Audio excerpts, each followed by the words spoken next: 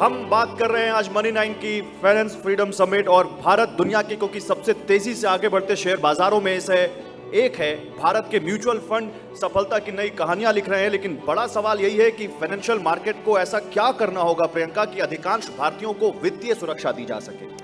बिल्कुल, और आज इसी पर हम चर्चा करने वाले हैं कि क्या किया जाए। तो मैं चाहूंगी, अब तो चाय का जोश आ गया है, तो जोरदार तालियों के साथ स्वागत कीजिए भारत के सबसे वेल नोन निवेश गुरु, म्यूचुअल फंड उद्योग के पुरोधा, कोटक एसेट मैनेजमेंट कंपनी के मैनेजिंग डायरेक्टर नीलेश शाह जी को, और उनको साथ में लेकर आ रहे मंच पर मनी 9 के editor Anshuman Tiwari ji.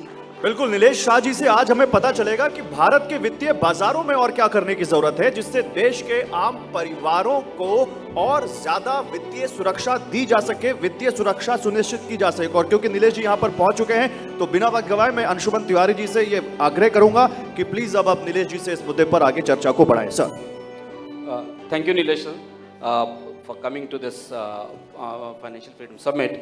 Before we begin our question answer sessions, we have discussed a lot. I think I'll request Nilesh ji to address us because he has got wonderful insight about personal finance survey. He has spent so much time and reading and understanding this survey, and he's coming with a brilliant insights of that. हम ये insight सुन लें और उसके बाद फिर हम उन सवालों पर बात करेंगे जो सवाल नीलेश जी, जिन सवालों से नीलेश जी भी परिचित है और बाकी लोगों के भी सवाल हैं। नीलेश जी आपसे रिक्वेस्ट करूंगा कि हाँ।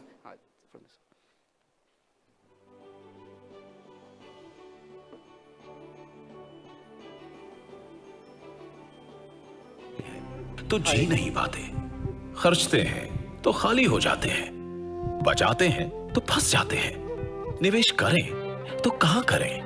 अब आ गया है मनी 9, आपकी अपनी भाषा में देश का पहला पर्सनल फाइनेंस ऐप जो रखे आपकी जेब का ख्याल। अभी डाउनलोड करें मनी 9, आजादी पैसे की।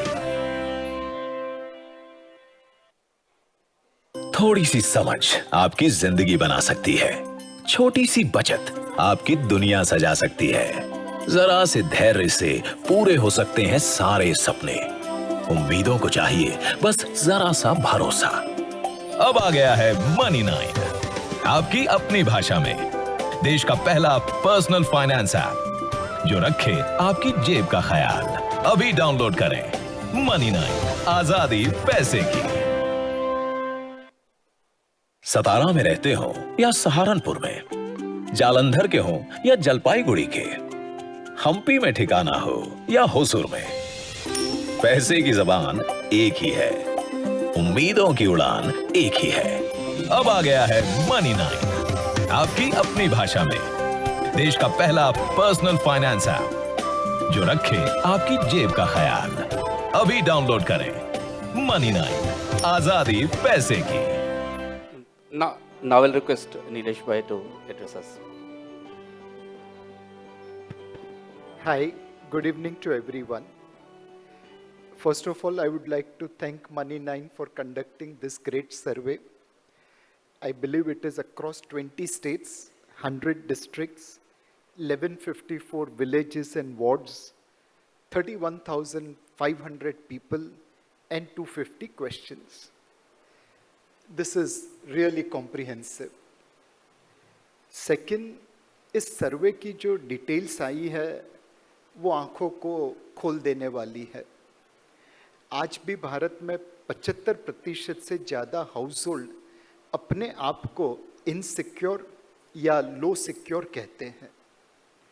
आज भी भारत में 53% से ज़्यादा हाउस होल्ड है जो सिर्फ बेसिक लाइफ जी रहे हैं।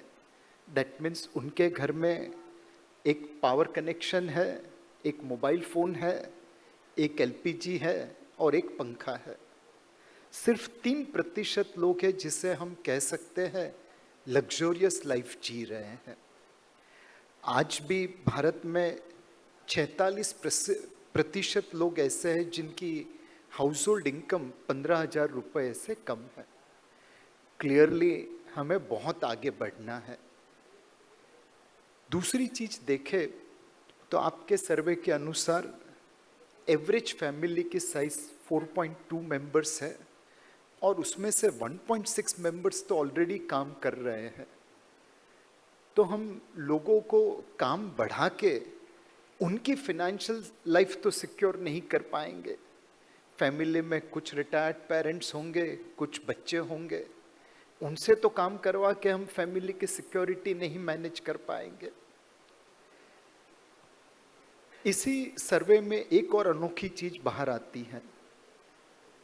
64% से ज्यादा लोग बैंक डिपॉजिट में निवेश करते हैं, 21% पोस्ट ऑफिस में, 18-19% इंश्योरेंस में, बाकी गोल्ड एंड स्मॉल सेविंग्स में।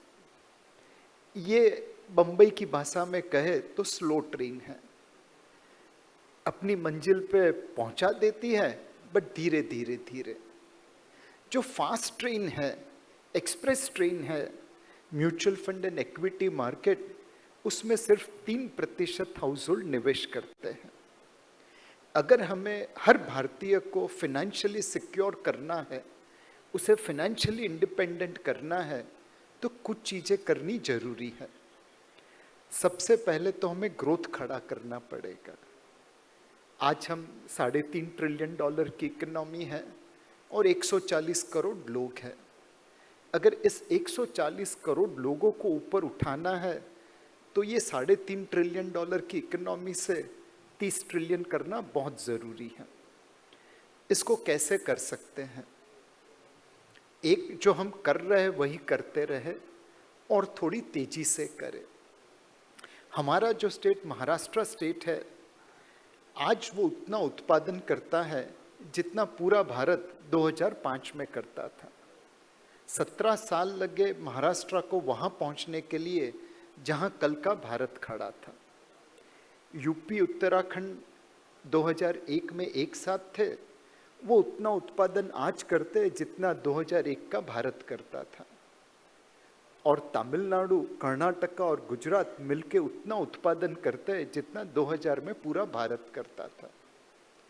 ये 5 स्टेट अगर हम सारे लोग मिलके उतना ही काम करते रहे जितना हमने पिछले 15-20 सालों में किया, और थोड़ा धक्का और मार दे, तो 15-20 सालों में ये आज के भारत के बराबर हो जाएंगे।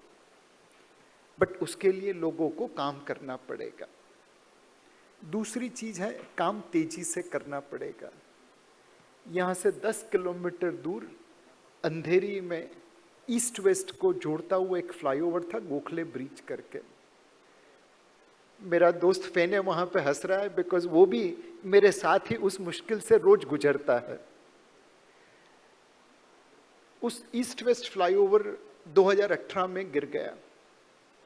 प्रति साल मैं और फेने जैसे लोग 90 करोड़ रुपया ज्यादा पेट्रोल में खर्चते हैं, बिकॉज आज अगर ईस्ट से वेस्ट जाना है तो आप पार्ला में जा सकते हैं या खार से निकल सकते हैं।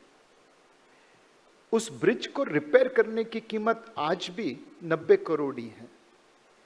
हम प्रति साल 90 करोड़ रुपया पेट्रोल में खर्चा करते हैं, स्ट्रेस को तो काउंट ही नहीं करते, रिपेयर को काउंट नहीं करते, बट सिर्फ 90 करोड़ उस गोखले ब्रिज को रिपेयर करने में नहीं लगा सकते। क्यों नहीं लगा सके? बिकॉज बीएमसी सोचती थी ये इंडियन रेलवे का काम है, इंडियन रेलवे सोचती थी ये बीएमसी का काम है। अल्टीमेटली किसी का काम नहीं हुआ। आज जब जरूरत आई तो दिन रात वहां पे काम हो रहा है। होपफुली गोखले ब्रिज रिपेयर हो जाएगा, बट अगर हम गोखले ब्रिज को 2018 में ही रिपेयर कर देते तो शायद भारत की इकोनॉमी थोड़ी और तेज ग्रो हो जाती। ग्रोथ करने के लिए निवेश की जरूरत है। सैमसंग भारत में बहुत पहले आया। जब वो वियतनाम में नहीं गया था तब भी वो भारत में, उससे पहले भारत में आया था। आज वो भारत की सबसे बड़ी एफएम कंज्यूमर ड्यूरेबल कंपनी है। अनलिस्टेड कंपनी है, बट मोटा मोटा $12 बिलियन का टर्नओवर है। भारत वियतनाम से तकरीबन 12 गुना बड़ा जीडीपी कंट्री है। सैमसंग वियतनाम में बनाता है, दुनिया में बेचता है और $65 बिलियन का टर्नओवर वहां पे करता है। भारत में बना के भारत में बेचता है और $12 बिलियन का टर्नओवर करता है। अगर हम सैमसंग को रेड कारपेट दे सकते तो शायद यहाँ पे $65 बिलियन टर्नओवर कर देता, यहाँ पे बना के दुनिया में बेचता और हमारी इकोनॉमी ग्रो हो जाती। देर आए दुरुस्त आए, आज सैमसंग दुनिया की सबसे बड़ी mobile handset factory Noida Uttar Pradesh में चला रहा है। उम्मीद करें कि सैमसंग अब वियतनाम में कम और भारत में ज़्यादा निवेश करे। दूसरा, निवेश के लिए पैसा लगाना जरूरी है। इस सदी के 21 साल में भारतीयों ने नेट बेसिस पे $373 बिलियन का सोना आयात किया है। ये ऑफिशियल नेट इंपोर्ट नंबर है। गोल्ड स्मगलिंग आप भी जानते हैं, मैं भी जानता हूं।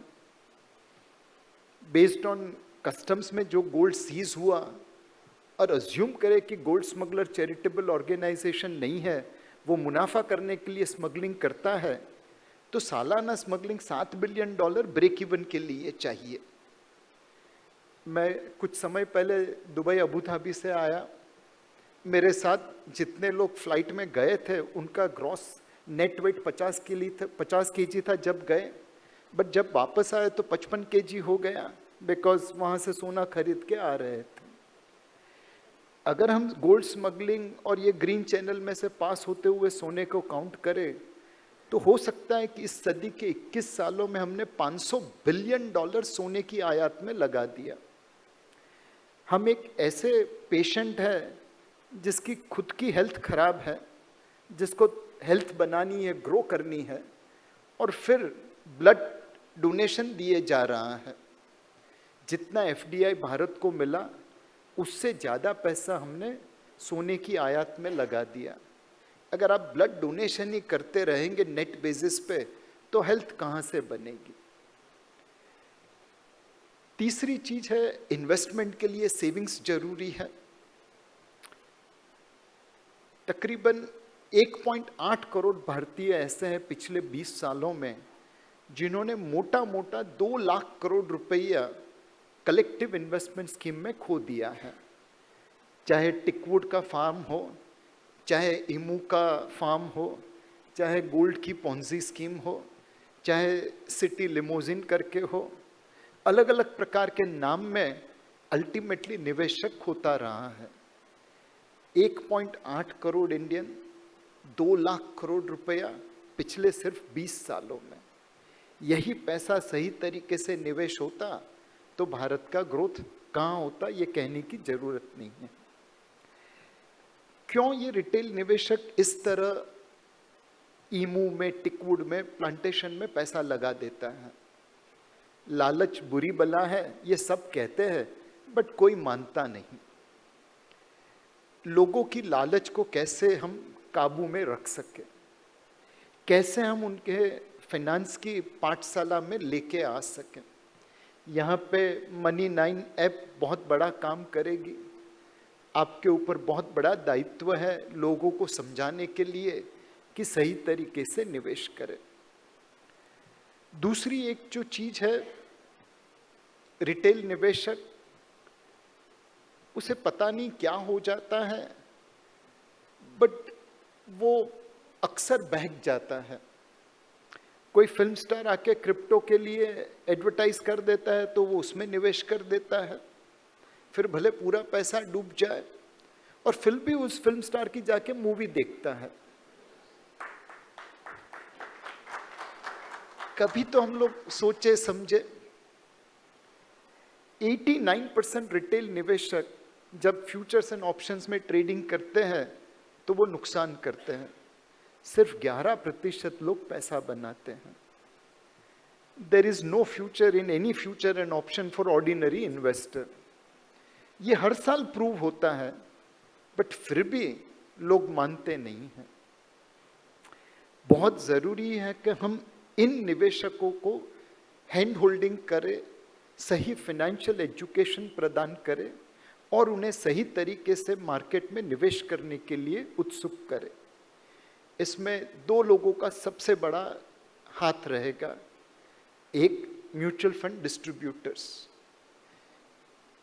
मेरे हिसाब से 100% म्यूचुअल फंड निवेशकों ने पैसा बनाया होगा। जो लोग म्यूचुअल फंड में ट्रेडिंग करते थे उनका शायद नुकसान हुआ होगा, बट जिन्होंने निवेश किया है उनका पैसा बना ही है।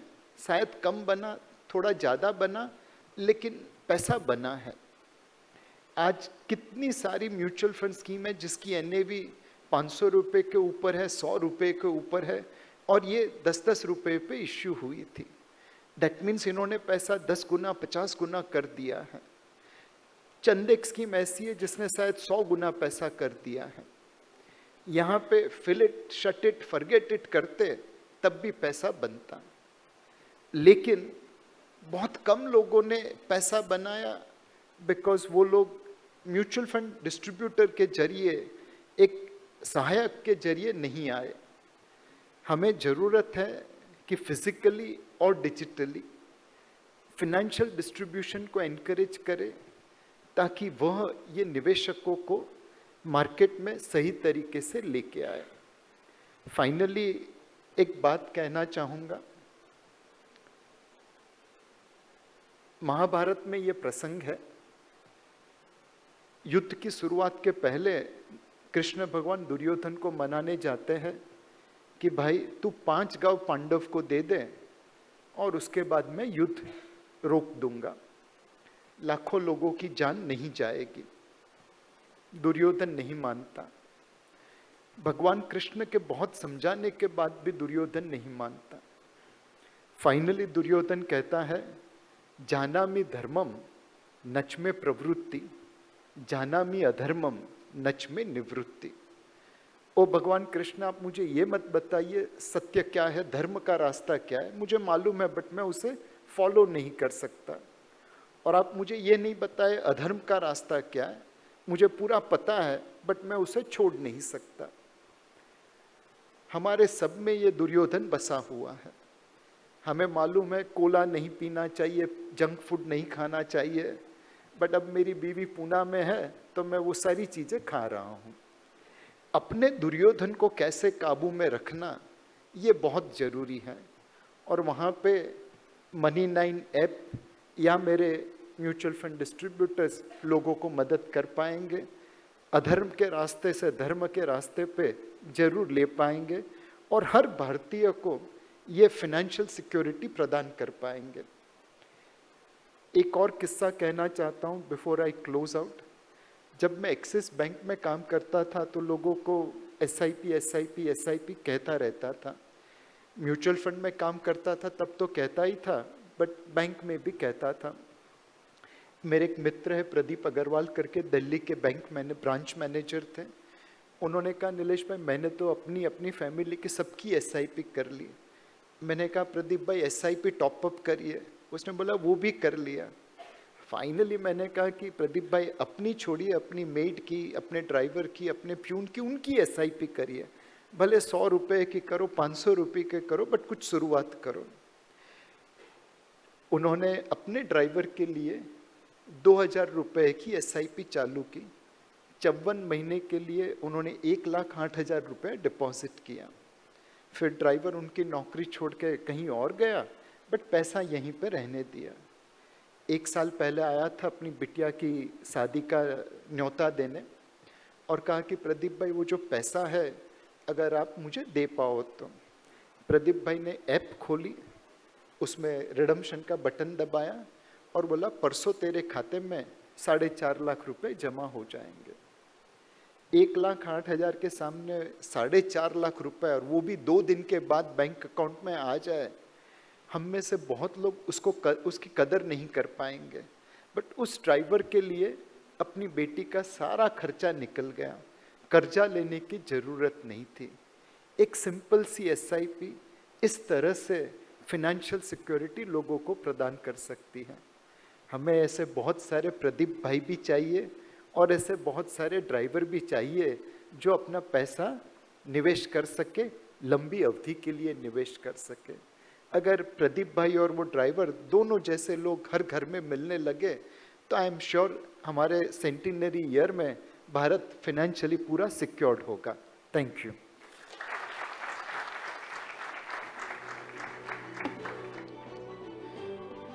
बहुत बहुत धन्यवाद नीलेश भाई। हमें इसी तरीके के संबोधन की उम्मीद थी और हमेशा नीलेश शाह को सुनना और इनसे बात करना अपने आप में एक एक्सपीरियंस होता है, एक अनुभव होता है। और आमतौर पर हम लोग फंड मैनेजर्स से को जिस तरह से समझते हैं, देखते हैं कि they create complicated products, they talk about numbers. Nilesh bhai has told you stories, not the numbers, and he told you about Mahabharat. मैं यहीं से शुरू करता हूँ। भारत के निवेशक का धर्म है बचत करना और उसका अधर्म है सट्टेबाजी करना। और ये दो तरीके का हिस्सा है भारत में। एक वो लोग हैं जो निवेश से ज़्यादा ट्रेडर बन जाते हैं, जबकि ट्रेडिंग उनका काम नहीं है। और एक बहुत बड़ा हिस्सा ऐसा है जो निवेश की तरफ जाता ही नहीं। बचत तो उस जितनी सीमा तक वो कर सकता है, चाहे भले वो कैश में रखता हो या बैंक में रखता हो, करता हो। यहाँ पर इंडस्ट्री और रेगुलेटर्स की भूमिका कितनी महत्वपूर्ण हो जाती, उन्हें क्या करना चाहिए इस समय ऐसी सिचुएशन में, जब हम कोविड के बाद बाहर निकले और हमने देखा कि भारत में लोगों के पास फाइनेंशियल सिक्योरिटीज़ नहीं थी, एक एक महीने, दो दो महीने की बचतें नहीं थी। अब ऐसी स्थिति में इंडस्ट्री और रेगुलेटर्स को खासतौर पर क्या करना चाहिए जिससे कि लोगों का ट्रस्ट बन सके कि वो बैंक से बाहर निकले। और प्रदीप अग्रवाल ने जैसे अपने ड्राइवर को ही सिखाया कि आप SIP में जा सकते हैं, लोग जा सकें। मुझे भी, आपको भी पता होगा, हमारे भी परिवार में बहुत सारे लोग हैं, उनके पैसे बैंक में हैं। अभी वो फिलहाल इन्फ्लेशन को बीट कर पा रहे हैं, इंटरेस्ट रेट राइज के। इससे पहले उन्होंने इतिहास में पिछले 20 सालों में कभी इन्फ्लेशन को बीट नहीं किया अपने रिटर्न से, लेकिन अभी भी उन्हें लगता है कि म्यूचुअल फंड में पैसा डालना सही तो है, लेकिन मेरे लिए सही है कि नहीं सही ये मुझे नहीं पता है। सो एक ही वर्ड है, लगे रहो मुन्ना भाई। दुनिया की सारी मार्केट में हमने देखा है कि म्यूचुअल फंड जे कब होता है। म्यूचुअल फंड बिरबल की खिचड़ी है, पकने में हमेशा समय लेती है। 20, 30, 40 सालों के लिए लोग काम करते हैं, विश्वास संपादन करते हैं और उसके बाद सडनली टेक ऑफ हो जाता है। मैं अपनी mutual fund career Franklin Templeton से चालू किया, वहाँ पे भी उनका ग्लोबल एक्सपीरियंस यही था। लोगों को लगता है कि mutual fund is business of managing money, actually it is business of managing trust. And trust आपको ओवरनाइट नहीं मिलता, उसके लिए दशकों निकल जाते हैं। सो एक हमें फाइनेंशियल एजुकेशन स्कूल कॉलेज में देना जरूरी है। दूसरा, लोगों को जिस भाषा में समझ पड़े उस भाषा में बात करना पड़ेगा। तीसरा, एक प्रेशर चाहिए, जैसे बैंक अकाउंट लोगों तक तब पहुंचे जब जन धन योजना हुई। निवेश के अकाउंट भी लोगों को पहुंचाने के लिए एक जन निवेश चाहिए।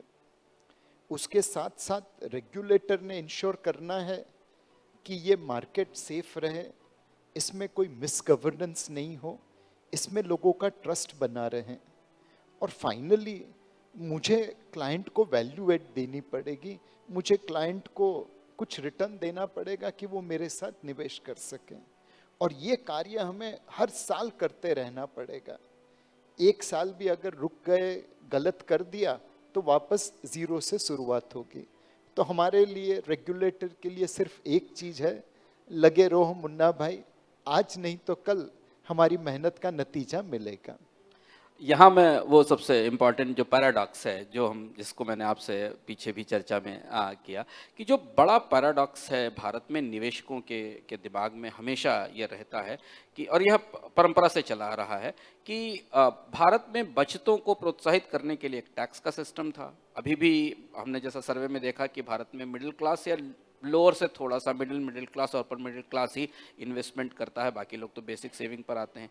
अब हम वहाँ आ गए हैं जहाँ सरकार टैक्स इंसेंटिव नहीं देना चाहती बचत के लिए। निवेश के लिए तो कम ही थे, टैक्सेशन भी काफ़ी ज़्यादा था। और हमें फिनेंशियल सिक्योरिटी की ज़रूरत अब और ज़्यादा है। कुछ और अब भी आगे चीज़ें भविष्य में हैं। भारत में एजिंग आ रही है, लोगों को अपने भविष्य के लिए ज़्यादा बचत करनी। ऐसी स्थिति में सबसे बड़ा जो पैराडॉक्स है, अंतर विरोध एक सामान्य निवेशक के दिमाग में रहता, मध्यवर्गीय निवेशक के दिमाग में, कि वो उसका प्रोत्साहन क्या है, उसके लिए मोटिवेशन क्या है बचत करने के लिए। जबकि दूसरी तरफ हम ये भी चाहते हैं कि वो खर्च करे खूब, तभी डिमांड आएगी मार्केट में। वो जाए और कोला खरीदे, वो अपना हर महीने, हर 2-6 महीने बाद स्पेंड करे, वो हर 2 साल बाद अपना फ़ोन बदल ले और स्पेंड भी करे। और हमारे यहाँ इनकम लेवल्स स्क्वीज्ड हैं। यहाँ सरकार की तरफ से कौन से इंसेंटिव्स दिए जा सकते हैं, लेने चाहिए। उसमें भी खास तौर पर एक बात जो बराबर कही जाती है, आप बेहतर समझते हैं, कि भारत का financial investment market tax heavy है, बहुत सारे टैक्सेस हैं इन टैक्सेशन में और इंसेंटिव्स कम है। तो ये पैराडॉक्स, ये अंतर्विरोध कैसे दूर हो कि लोगों को मोटिवेशन तो मिले बचाने के लिए, खर्च के लिए तो उनके पास मोटिवेशंस हैं कि उनकी लाइफ स्टाइल बेहतर हो रही, पर ये जो लगे रहो मुन्ना भाई वाली लंबी लड़ाई है, आज की बचत का नतीजा उनको 15 साल बाद, 20 साल बाद मिलेगा। तो 15 साल का धैर्य बनाने के लिए उनको जो प्रोत्साहन चाहिए वो कहाँ से मिलेगा? आपकी बात बिल्कुल सही है, बट क्या करें कि हमारे यहाँ पे कान ऐसे पकड़ना चाहिए, बट हम लोग ऐसे पकड़ने में विश्वास करते हैं। मैं आज एक मलेशियन सॉवरिन फंड को मिला। मतलब मलेशिया की जीडीपी कुछ 300-400 बिलियन डॉलर होगी और उनके रिटायरमेंट फंड्स 300-400 बिलियन डॉलर के ऊपर है। हमारे ईपीएफ और एनपीएस को मिला दो हमारी जीडीपी के सामने तो 1/10 भी नहीं है। दुनिया भर के पेंशन फंड इक्विटी में निवेश करते हैं और रिटर्न जनरेट करते हैं। हमारे यहाँ पे पेंशन फंड फिक्स्ड इनकम में निवेश करते हैं। लॉन्ग टर्म पैसा फिक्स्ड इनकम में जनरेट करके आप रिटर्न कैसे बनाएंगे? उसी वजह से हमारे पेंशन फंड, हमारे ईपीएफओ उतना रिटर्न नहीं दे पाए जितना देना चाहिए। और उनकी कोई गलती नहीं है, बिकॉज उनके निवेशक को फिक्स्ड रिटर्न चाहिए, उनके निवेशक को गारंटेड रिटर्न चाहिए। बट दुनिया में रिस्क और रिटर्न साथ में आते हैं। आज तक कोई ऐसा प्रोडक्ट नहीं बना जिसमें रिटर्न ही आए और रिस्क नहीं आए। अब सरकार आपको चॉइस दे रही है कि आप खुद रिस्क और रिटर्न उठाइए। पीएफ में या स्मॉल सेविंग्स में या इक्विटी लिंक सेविंग स्कीम में टैक्स की वजह से निवेश मत करिए, आपको कोई टैक्स इंसेंटिव नहीं देंगे। और जो लोग रिस्क ले सकते हैं, समझ सकते हैं, वो अपने आप पे निवेश करे, बिकॉज टैक्स कम लगेगा तो जो बचत होगी उसको सही तरीके से निवेश करे। हो सकता है अपने यहाँ पे कुछ लोग ऐसे निकलेंगे जो बगैर टैक्स इंसेंटिव सही तरीके से निवेश करके अपनी वेल्थ कंपाउंड कर पाएंगे। और जो लोग रिस्क नहीं लेना चाहते वो टैक्स इंसेंटिव के लिए निवेश करके ओल्ड स्टाइल में रिटर्न फाइल करते रहे। बट इवेंचुअली जब वो देखेंगे कि मेरा लड़का नई टैक्स की प्रणाली में जाके अच्छी तरह से निवेश करके ज़्यादा रिटर्न बना रहा है, तो होपफुली इस गाड़ी से, स्लो गाड़ी से तेज गाड़ी में लोग शिफ्ट कर देंगे। सो कान तो ऐसे ही पकड़ना चाहिए, बट भारत है तो ऐसे पकड़ रहे हैं हम। आपने प्रदीप अग्रवाल का उदाहरण दिया जो इस तरफ इशारा करता है कि म्यूचुअल फंड अभी दो तरीके के पैराडॉक्सेस हैं। अगेन हम एक और अंतर्विरोध लेके आते हैं। भारत में गोल बेस्ड इन्वेस्टिंग की ज़रूरत है, क्योंकि लोगों के पास फ्यूचर के एस्पिरेशंस, गोल हैं, परिवार में बच्चे की शादी करनी है, पढ़ाई करनी है। बहुत कम प्रोडक्ट हैं गोल बेस्ड इन्वेस्टिंग के, जो भी हैं वो फिक्स्ड इनकम के नॉर्मल प्रोडक्ट्स हैं या एक दो स्कीम्स हैं। एक तरफ म्यूचुअल फंड इंडस्ट्री से ज़रूरत है कि वो इस गोल बेस्ड इन्वेस्टिंग को टारगेट करे, looking forward the cost which is going to come up 5 years down the line or 10 years down the line, जब लोगों की ज़िंदगी जीने की लागत होगी। दूसरी तरफ हम अक्सर लोगों को ये सुनते हैं कहते हुए कि म्यूचुअल फंड इंडस्ट्री के प्रोडक्ट्स कॉम्प्लिकेटेड होते चले जा रहे हैं। ऐसा लगता है इसे म्यूचुअल फंड इंडस्ट्री में एक तरीके का पैशन है to create more complicated products, making products further complicated. आपको आपके डिस्ट्रीब्यूटर्स भी बताते होंगे कि 10 मिनट वो बात कर लें तो वो कन्विंस नहीं कर सकते कि प्रोडक्ट कैसे काम करता है। तो एक तरफ हमें चाहिए सिंपल गोल बेस्ड इन्वेस्टिंग प्रोडक्ट जो कि म्यूचुअल फंड इंडस्ट्री लेके आए, और दूसरी तरफ mutual fund industry to hedge market volatility and risk, they are moving towards creating more complex products. So how to handle this paradox in industry? So again आपकी बात बिल्कुल सही है, कान तो ऐसे ही पकड़ने चाहिए, बट हम लोग ऐसे ही पकड़ते हैं। आज म्यूचुअल फंड सबसे ट्रांसपेरेंट इंडस्ट्री है। हमारा कहाँ पे निवेश हुआ है आप 15 दिन में हर रोज 15 दिन में देख सकते हैं। हमारा प्रोडक्ट क्या डिलीवर करेगा, कैसे डिलीवर करेगा, क्या प्रोसेस करेगा, इसका पूरा ऑफर डॉक्यूमेंट है। Now regulator point of view से वो चाहते हैं कि हम सारे रिस्क फैक्टर लोगों को डिस्क्लोज करें, हम लोगों को गुमराह नहीं करें। और कुछ हद तक रिटेल निवेशक में ऐसी भावना है कि आप मुझे एक अश्योरेंस दे दो, एक गारंटी दे दो, Guaranteed return. फिर वो सच हो झूठ हो उससे कोई मायने नहीं पड़ते। आई एम श्योर आपको कितने एसएमएस आते होंगे जिसमें लिखा है आज आप 10,000 रुपये दीजिए और फिर जिंदगी भर 13,000 रुपये लेके जाइए। किसी ने ये नहीं लिखा है कि 10,000 रुपये आपको कितने महीने देने हैं और 13,000 रुपये कब से चालू होंगे, बट सिर्फ यही लिख दिया है। तो लोगों को विश्वास इस तरह के बहकावेपन में आ जाता है। हमारे रेगुलेटर ने कहा कि ये शॉर्टकट नहीं चलेगा, आप ट्रांसपेरेंटली पूरी बात बताइए, रिस्क फैक्टर क्या है वो बताइए। इससे आज नहीं तो कल लोगों को समझ आएगी और विश्वास आएगा। जैसा मैंने कहा, हमारी बिरबल की खिचड़ी है, पकने में समय जरूर लगेगी लेकिन खिचड़ी पक्की अच्छी बनेगी। अगर मैं चाहूँ तो शॉर्टकट ले सकता हूँ, लोगों को गुमराह करके, लोगों को गलत आश्वासन देके अपने प्रोडक्ट बेच सकता हूँ, बट वो तो 2 दिन की चांदनी और फिर अंधेरी रात होगी। एक सवाल जो बार बार लोगों के दिमाग में आता है, और सेबी रेगुलेटर का आपने जिक्र किया, मुझे सेबी के एक्स रेगुलेटर का एक फेमस स्टेटमेंट भी याद आता है कि उनका कहना था कि भारतीय म्यूचुअल फंड इंडस्ट्री में मोनोपोलीज आ रही हैं, 3-4 म्यूचुअल फंड्स बाद पूरा का पूरा मार्केट कंट्रोल कर रहे हैं, डाइवर्सिफाइड म्यूचुअल फंड नहीं है। Famous quote he has said, I think probably in some of the meetings. हम देख रहे हैं वैसे भी बहुत सारे इंडस्ट्री सेक्टर्स में डुओपोलीज और मोनोपोलीज आ रही।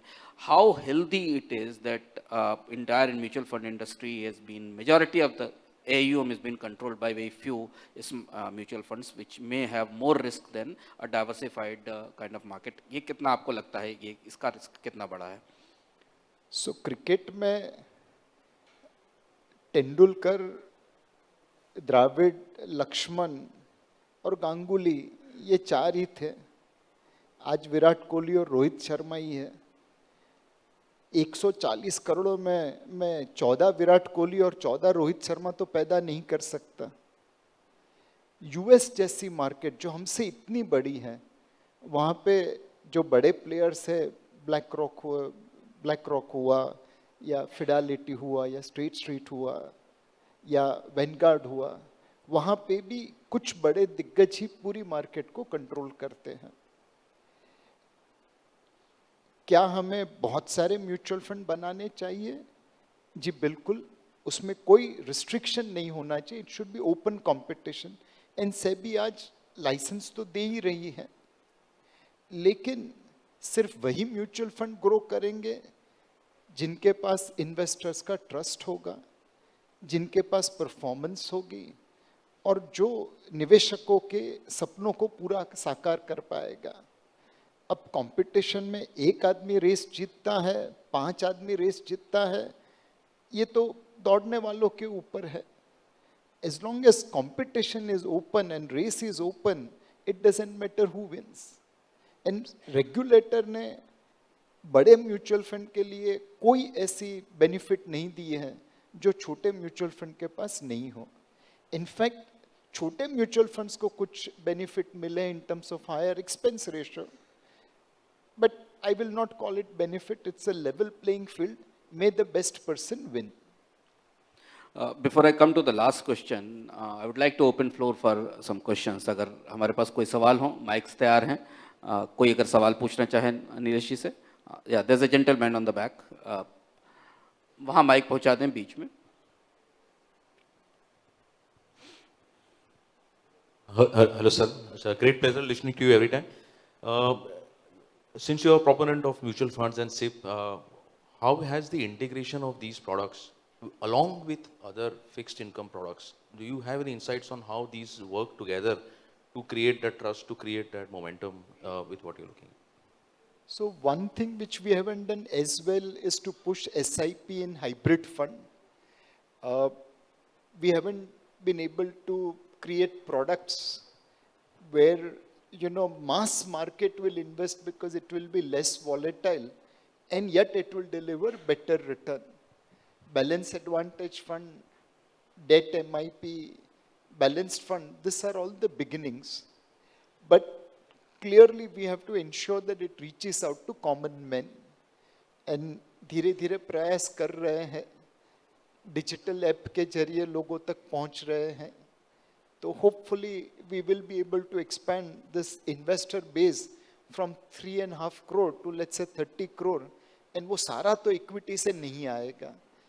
Majority of Indians are fixed income oriented, so equity के जायके वाला fixed income, that is the future. But what is the tipping point that people sitting on the fence, what according to you has? लगे रहो मुन्ना भाई, I have to keep on hitting you till such time you get bored of me and start giving me some money. एक बार आप अंदर आ गए, फिर आपका experience अच्छा रहेगा, उसका तो हमें पूरा भरोसा है। Thank you so much. Gentleman at the back. आप please introduce yourself. Yeah, myself Prashant Purohit. I am from JM Financial Private Equity, so from a financial services background. But आपने बहुत इंटरेस्टिंग चीज़ें बोली नीलेश जी। बट मैं पहले के panelist को भी सुन रहा था जो इंश्योरेंस के बारे में बात कर रहे थे वगैरह वगैरह, और हम आज बात कर रहे हैं फाइनेंशियल इंक्लूजन के बारे में। आई थिंक क्योंकि मेरा भी फाइनेंशियल स्टडीज़ रही हैं, उसी में काम कर रहे हैं एट्सेट्रा, समरी यही है। ऐसा तो नहीं है कि जिसको नॉलेज ज़्यादा है वो ज़्यादा पैसे बना रहा है। मैंने ऐसे ऐसे लोगों को भी देखा है जो 200-300 करोड़ की संपत्ति लेके बैठे हैं, बट नॉट नेसेसरली सही तरीके से उसको ग्रो कर रहे हैं। जो मेरा समरी है 16-17 साल का, उसका मैं एक ही लाइन में बोलना चाहूँगा कि पैसा पैसे को तो बनाता है, लेकिन उस पैसे को कैसे किस किस चीज़ों में डालना है वो सबसे इम्पॉर्टेंट चीज़ है।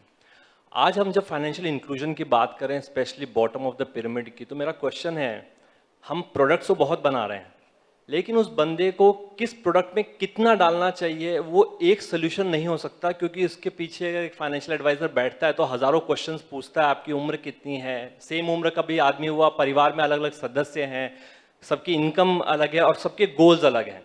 तो आपको क्या लगता है कि अगर गवर्नमेंट, क्योंकि अब फिनटेक इतना बड़ा हो चुका है, अगर एक ऐसा ऐप रहे जिसमें वो आपको आपकी भाषा में सिंपल क्वेश्चंस पूछ रहा है, सारे वो क्वेश्चंस पूछ रहा है जो एक फाइनेंशियल एडवाइजर पूछता है, और फिर अब वो आपको कहता है कि आप इतने इतने अमाउंट इस प्रोडक्ट में डालिए। वो प्रोडक्ट्स भी गवर्नमेंट ने खुद डिज़ाइन किए हुए हैं। फॉर एग्जांपल इंश्योरेंस की बात ले लें, इतना कॉम्प्लिकेटेड प्रोडक्ट नहीं, हर इंश्योरेंस कंपनी बहुत अलग अलग फीचर्स बना रहा है। गवर्नमेंट ने एक प्रोडक्ट बना दिया और बोला कि ये प्रोडक्ट सब इंश्योरेंस कंपनीज को बेचना सर है। तो ये इस तरह की चीज में गवर्नमेंट क्यों नहीं जा रहा है? आप see, is government the best manager? अगर वो बेस्ट मैनेजर होता तो एयर इंडिया आज प्रॉफिट करता होता। But we know that government has many obligations and hence they are not the necessarily the best service provider.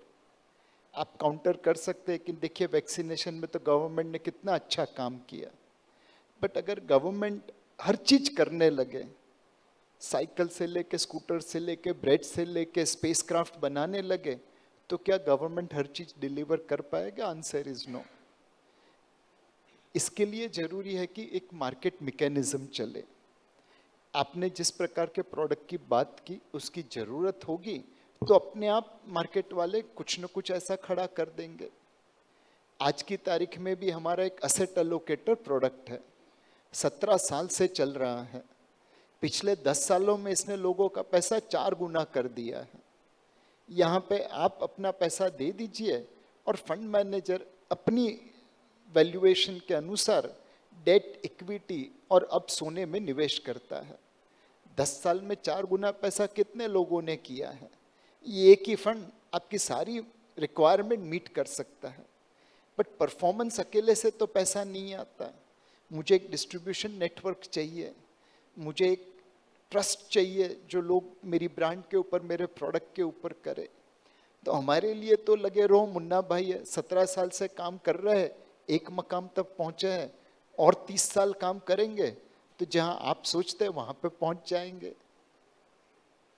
हाँ, नेक्स्ट सवाल। सरकार का के फंड मैनेजमेंट के एक्सपीरियंस मिक्स रहे हैं। हमने यूटीआई का एक दौर देखा और उसके बाद दूसरे चैलेंजेस देखे। So India governments generally regulators are doing well to manage the market. I think the fund managers are getting innovative day by day, bringing very new kind of products for investment. That sir, आपका सवाल। Audio please. Hello Nilesh, always great to hear you. मेरा सवाल ये है कि आज mutual fund industry में इतना विश्वास है लोगों को, एंड उस विश्वास का प्रतीक है ये जो 12,000 या अब शायद 13,000 करोड़ की मंथली सिप जितनी भी मार्केट में थोड़ी ऊपर नीचे हुई है, एक लगातार सिरा रहा है। तो इक्विटी में तो काफ़ी हमने म्यूचुअल फंड्स ने बहुत प्रोग्रेस कर ली, काफ़ी इन्वेस्टर्स का विश्वास हासिल कर लिया। रिटेल इन्वेस्टर का हम लोग डेट में क्यों नहीं कर पाए? क्योंकि डेट में, प्योर डेट की मैं बात कर रहा हूँ, तो इन्वेस्टमेंट, रिटेल इन्वेस्टमेंट बहुत कम है, प्राइमरीली इंस्टीट्यूशनल इन्वेस्टमेंट है। और जो गवर्नमेंट सिक्योरिटीज़ हैं या वो हैं, अभी समझो थोड़ा थोड़ा काम उसमें हो रहा है, लेकिन उसमें और ज़्यादा काम हो सकता था क्या mutual fund industry has missed a trick? और आगे क्या लगता है आपको कि वो बड़ा म्यूचुअल फंड के जरिए होगा क्या, कि एक जो गवर्नमेंट का डिपेंडेंस है ऑन द इंश्योरेंस इंडस्ट्री या द पेंशन इंडस्ट्री, वो थोड़ा कम होता हुआ दिख रहा है क्या आपको? सो हर्ष भाई, अगर मुझे आपके सारे प्रश्नों के जवाब मालूम होते तो मैंने debt mutual fund industry grow कर ली होती। ऑब्वियसली जैसा आपने कहा, कहीं पे हम लोग कुछ चीज़ें मिस कर गए हैं। एक चीज़ जो पहले थी वो केवाईसी थी। आपको सोना खरीदना है, रोकड़ा डाल के भी आप खरीद सकते हैं। म्यूचुअल फंड में केवाईसी करनी है, बेचारा बंदा कभी यहाँ पे आएगा ही नहीं। दूसरी हमारी रीच की थी। आज म्यूचुअल फंड चलो बम्बई, दिल्ली, कोलकाता, चेन्नई में घर घर में घुस गया है, बट आज भी बम्बई के अंदर हम धारावी नहीं पहुँचे, शायद दहीसर उतने नहीं पहुँचे जितने पहुँचने चाहिए। तो एक रीच भी बनानी पड़ेगी। तीसरा, एक जो बैंकिंग क्षेत्र है उसमें there is implicit guarantee of government of India. तो लोग बहुत कंफर्टेबल है बैंक में निवेश करने के लिए।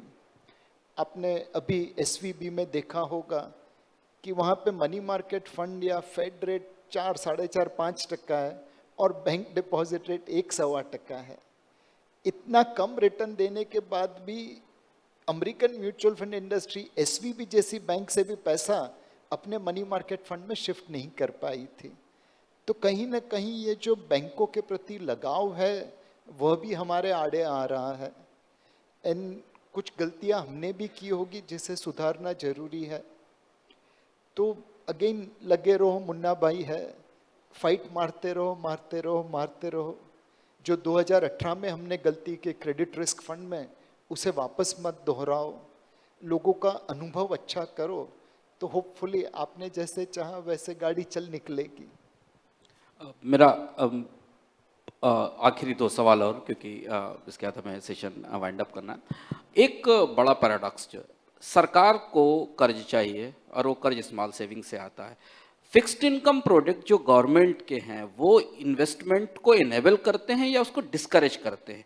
क्योंकि हम ये देखते हैं कि जैसे जैसे इंटरेस्ट रेट बढ़ता है, सरकार को स्मॉल सेविंग से बड़ा कर्ज लेती। लास्ट ईयर भी सरकार ने बड़ा पैसा स्मॉल सेविंग से बजट फाइनेंसिंग में लिया। हम एक इस डिलेमा में हैं कि गवर्नमेंट जब अपने प्रोडक्ट्स के ऊपर इंटरेस्ट रेट हाई रखेगी, जिससे बैंक्स भी डिस्करेज होते हैं और बाद में हम एक किस्म की एनोमली देखते हैं, तो फिर सेविंग्स का जो इन्वेस्टमेंट का कल्चर है वो कैसे होगा? ये 2 डायकोटोमी हम लगातार देखते हैं, fixed deposit versus small savings. अब नाउ आजकल हम देख रहे हैं स्मॉल सेविंग्स के इंटरेस्ट से 7.5-8% है। अगर हम फिक्स्ड इनकम सेवर की तरफ से देखें तो इससे अच्छा कुछ नहीं है, बट उसे भी ये नहीं पता है कि ये चांदनी लंबे समय तक नहीं चलेगी, ये चांदनी साल भर बाद कम हो जाएगी और हम वापस फिर वहीं आके खड़े हो जाएंगे 4-5% की इंटरेस्ट रेट के ऊपर।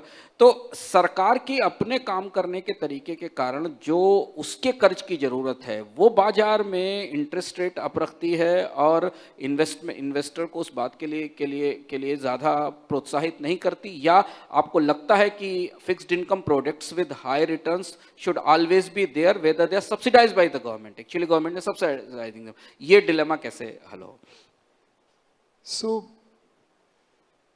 जो फाइनेंस का मार्केट है वो बहुत ही कॉम्प्लिकेटेड है और बहुत ही सिंपल है। दोनों चीजें इसमें बन जाती हैं। हम हमेशा प्रेफर करेंगे कि मार्केट सर्वोपरि रहे, लेकिन सरकार के पास अलग अलग ऑब्जेक्टिव है। स्मॉल सेविंग्स के जरिए वो रिटायर्ड लोगों को और कुछ और लोगों को ज़्यादा रिटर्न देने की कोशिश कर रहे हैं, और इसीलिए स्मॉल सेविंग्स गवर्नमेंट सिक्योरिटी से 1-1.5% ज़्यादा रिटर्न देते हैं। वहाँ पे उनका ऑब्जेक्टिव लोगों को ज़्यादा रिटर्न देना है, नहीं कि अपनी कॉस्ट ऑप्टिमाइज करना, और इसीलिए एक इक्विलिब्रियम रखना जरूरी है। 65-70% आप मार्केट बोरोइंग करिए, 30-35% आप बाकी चीज़ों से फंडिंग करिए। मेरे हिसाब से जो सरकार के हाथ में है और वो जो उतनी अच्छी तरह से नहीं कर रही, वो है मनी का सर्कुलेशन। आज हमारी इकोनॉमी में करेंसी इन सर्कुलेशन दूसरे देशों के सामने ज़्यादा है, जबकि आप देखेंगे कि आजकल तो छोटी से छोटी पेमेंट QR कोड पे हो जाती है। तो ये कहाँ पे दोहरा आ रहा है? एक साइड पे हम QR कोड से डिजिटल पेमेंट में दुनिया में 40-45% मार्केट शेयर रख रहे हैं, और दूसरी साइड पे currency in circulation as a percentage GDP highest है। अगर हम इस करेंसी इन सर्कुलेशन को कम कर पाए तो वेलोसिटी ऑफ मनी बढ़ जाएगी, सरकार के पास सेविंग्स भी बढ़ेगी, मार्केट में लिक्विडिटी भी बढ़ेगी, ब्याज की दरें भी कम होगी। और जैसे एक नदी के ऊपर आप बांध नहीं बांधे तो पानी कैसे बहता रहेगा, वैसे ये जो बांध बंधे हैं ब्लैक मनी के, उसको निकालना बहुत ज़रूरी है। हम बिल्कुल अंत में एक आखिरी सवाल जो हमसे बहुत सारे लोग हमारे प्रोग्राम से पूछते हैं कि साहब एक ही जैसा फंड है, एक ही फंड है, लेकिन 2 फंड मैनेजर्स उसको अलग अलग मैनेज करते हैं, और एक फंड अच्छा रिटर्न देता, दूसरा फंड रिटर्न नहीं देता। ये सवाल हमारे पास लगातार आते हैं कि वही कैटेगरी है, वही उसी पर्टिकुलर कैटेगरी का। इस पैराडॉक्स का जवाब आपसे ज़्यादा बेहतर ढंग से कोई नहीं दे सकता। I think you know it better that. So cricket की टीम में कभी कोहली खेलता है, कभी रोहित शर्मा खेलता है, कभी चेतेश्वर पुजारा खेलता है, कभी कभार सारे खेल लेते हैं। तो आप अपने पोर्टफोलियो में ये डिसाइड करिए, रोहित शर्मा, चेतेश्वर पुजारा, विराट कोहली, श्रेयस अय्यर, हार्दिक पांड्या सब है, कभी ना कभी कोई ना कोई चल जाएगा, मैच आप जीतते रहेंगे। बट ये डोंट एक्सपेक्ट करिए कि मैं हर बार सारे खिलाड़ी खेलने चाहिए, वो नामुमकिन है। बहुत बहुत धन्यवाद नीलेश भाई। जैसा हमने कहा था कि नीलेश शाह से बात करना, इनको सुनना हम सब के लिए एक लर्निंग होती है, एक इंस्पिरेशन होता है। So before we conclude this session, I think over to Gaurav and Priyanka for the memento presentation. Thank you sir. और नीलेश भाई का एक ही मंत्र, लगे रहो मुन्ना भाई। और एक बार जोरदार तालियों के साथ नीलेश भाई का स्वागत किया जाए। बहुत शानदार आपने बातें बताई सर, बड़े अच्छे एग्जाम्पल दिए स्लो और फास्ट ट्रेन के, और हम कह सकते हैं कि भारत में आप निवेश क्रांति के लीडर हैं, और वाकई हमारी समझ आपको सुनने से बेहतर हुई है सर। बहुत शुक्रिया आपका। और मैं इससे पहले आगे बढ़े, मैं TV9 के MD and CEO Varun Das ji से आग्रह करूंगा कि प्लीज आप मंच पर आएं और नीलेश शाह जी को सम्मानित करें, प्लीज सर। और इस बीच हम ये बताते रहे कि Money9 का ये फाइनेंशियल फ्रीडम सम्मेलन Money9 के मोबाइल ऐप पे, Money9 और TV9 नेटवर्क के YouTube और Facebook चैनलों के जरिए देश भर में बड़ी संख्या में देखा जा रहा है।